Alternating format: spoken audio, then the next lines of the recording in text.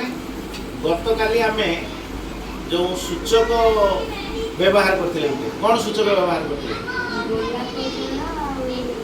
गोलाप जल आउ कौन मंदार फूल आउ कौन हलदी सूचक से सूचेब कौन सूचेब आइदर गोटे पदार्थ अम्ल कि क्षार कौन से सूचेब से नाटा कौन है सूचक आमे कहवा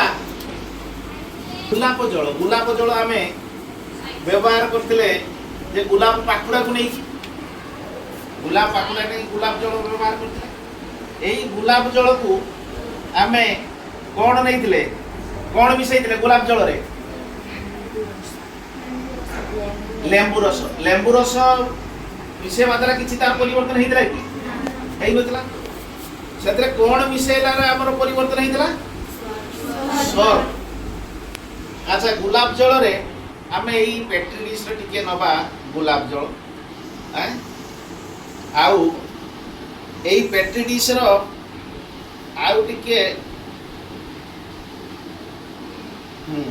यही गुलाब जल रे अछि पेट्री डिश रे नहीं से एइटार नबा एइटार वर्तमान आमे मिसेवा सर्फ पानी केते ठुपा मिसेवा कहिथिली 20 ରୁ 30 ଟା 20 ରୁ 30 टा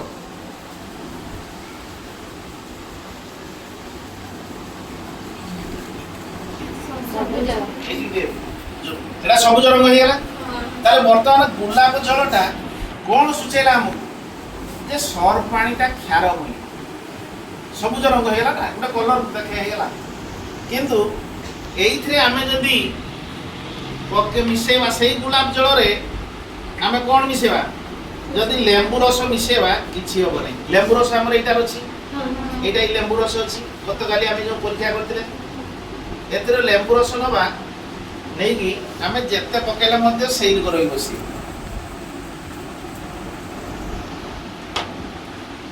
लेंबू रस तमे जेते पकेला किछि परिवर्तन होछि कि परिवर्तन होउनी ताले गुलाब जलटा सूचौछु कौन क्षारीय पदार्थ को सूचेब कौ पदार्थ को सूचेब क्षारीय पदार्थ को सूचेब आ गुटे आमे नबा पिला माने एई पेट्री डिश रे मु नेबी हमर हळदी पानी मु नेबी हळदी पानी नै की काना हळदीटा मध्ये गुटे सूचक देखो एटा हळदी पानी এই হলদি পানি রে মু যদি অম্ল পকেইবি কিছু পরিবর্তন লেম্বু রস কিছু পরিবর্তন হচ্ছে কি না কিছু পরিবর্তন হচ্ছে কিন্তু এই হলদি পানি রে এইটা পুরা হলদি আছে দেখা হচ্ছে না দেখা হনি হলদি পানি এই হলদি পানি রে মু কোন করিবি মিশে দেবি কোন যে চূর্ণ এইটা হচ্ছে কি সব चूर्ण पानी देखो चूर्ण पानी मु मिसई कौन है गला लाल है गला आहुरी अच्छी एठी कोन चूर्ण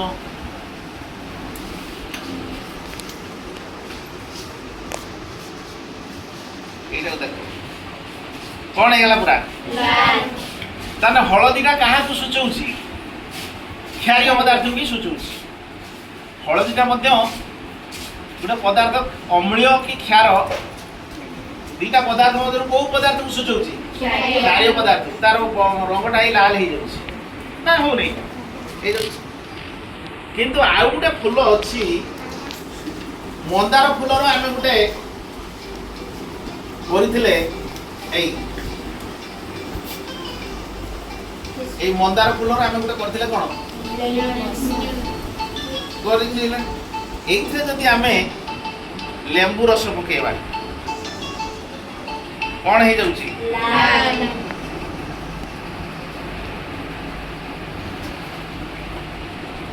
लेंबू रस पकेले कौन होउछि लाल ताले एई जो मंदार फूलर कौन काहा को सूचौछि से अम्ल किंतु आमे जदि एठी चूर्ण पानी पकेबा कि सर पानी एठी पकेबा देखा किछि होउछि किछि सर पानी पकेला किछि होबो नाही ତାର ମନ୍ଦାର ଫୁଲର ରସଟା କ'ଣ ସୂଚାଏ?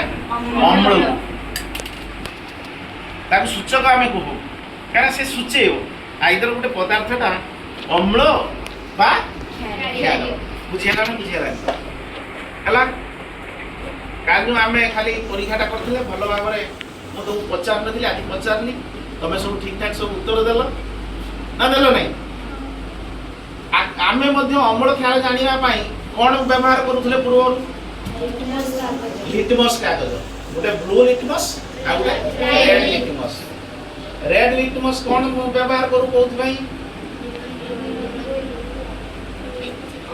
ନୀଳ ଲିଟମସ୍ ଟା କ'ଣ ପାଇଁ ବ୍ୟବହାର ହୁଏ? କ୍ଷାର କ'ଣ କରିବ? ନୀଳଟାକୁ ଲାଲରେ ପରିଣତ କରିବ। ଆଉ ଅମ୍ଳ କ'ଣ କରିବ? ନୀଳ ଲିଟମସ୍ କୁ ଲାଲରେ ପରିଣତ କରିବ। କିଏ? ଅମ୍ଳ। ଏଇଥିରେ ତମେ ଦେଖିଲ ଏଇ